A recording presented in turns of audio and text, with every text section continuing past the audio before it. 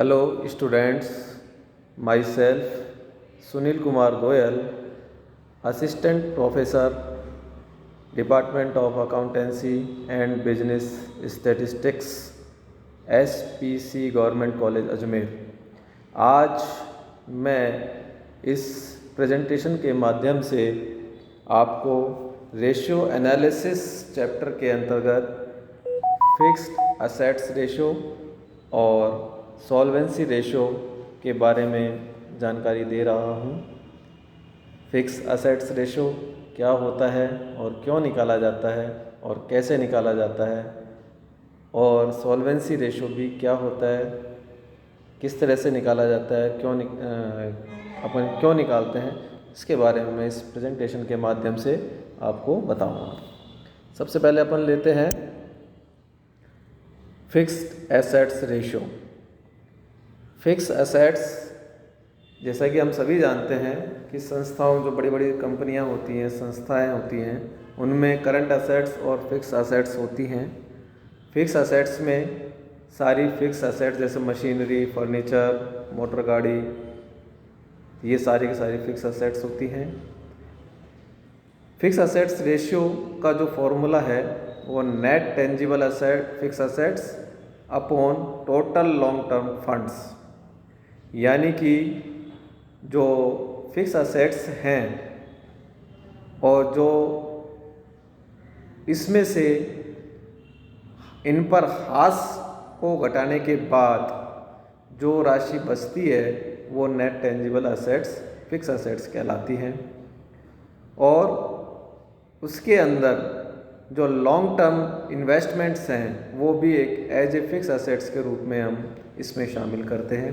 तो पहली बात, जो फिक्स एसेट्स हैं उसमें से अपन हाश को माइनस करेंगे, वो नेट फिक्स एसेट्स आ जाएगी, प्लस जो लॉन्ग टर्म इन्वेस्टमेंट है वो इसमें इंक्लूड करेंगे, तो वो नेट टेंजिबल फिक्स एसेट्स अपने सामने आ जाएगा।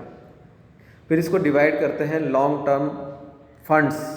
लॉन्ग टर्म फंड्स में सभी प्रकार के फंड्स आ जाएंगे, चाहे वो इक्विटी हो और चाहे वो डेब्ट। इक्विटी में equity share capital plus preference share capital plus reserve and surplus, ये सभी चीज़ें आएंगी।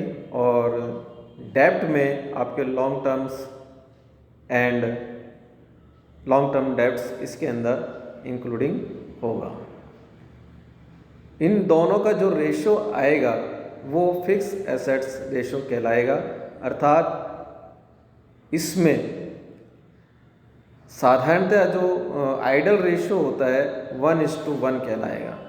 अर्थात लॉन्ग टर्म फंड में लॉन्ग टर्म जो फिक्स एसेट्स है उसकी जो वित्तीय व्यवस्था की गई है वो equity share capital plus long term loans के द्वारा दोनों के मिश्रित रूप से की गई है।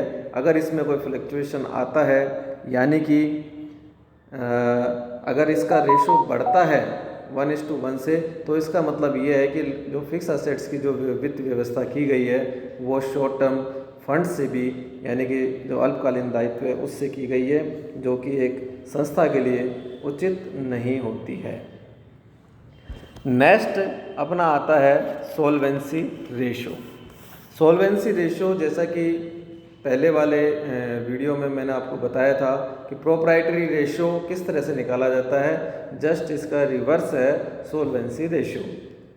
सॉल्वेंसी रेशियो निकालने का जो फॉर्मूला है वो total debts upon total assets, यानी कि जो संस्था की संपत्तियां हैं उन संपत्तियों की जो वित्त व्यवस्था है वो बाहरी दायित्वों से किस प्रकार, कितनी बाहरी दायित्वों की राशि में से कितना हमने जो एसेट्स है उसमें व्यवस्था की है, यानी कि जो बाहरी दायित्व हैं उनसे हमने टोटल एसेट्स में उनका कितना योगदान है वो सॉल्वेंसी रेशियो से पता लगता है।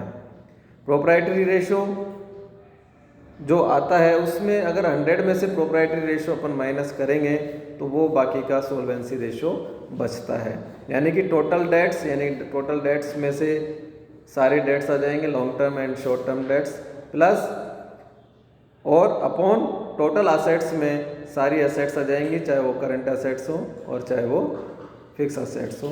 तो इसके द्वारा अपन ये सॉल्वेंसी रेशो हम निकाल सकते हैं। सॉल्वेंसी रेशियो यह बताता है कि संस्था का यदि दिवाला निकल भी जाए तो संपत्तियों के बेचने से जो धनराशि प्राप्त होगी वह कुल दायित्व के भुगतान के लिए पर्याप्त होगी या नहीं, यह इस रेशो के माध्यम से हमें पता लग जाता है। आज के इस प्रेजेंटेशन में इतना ही। धन्यवाद।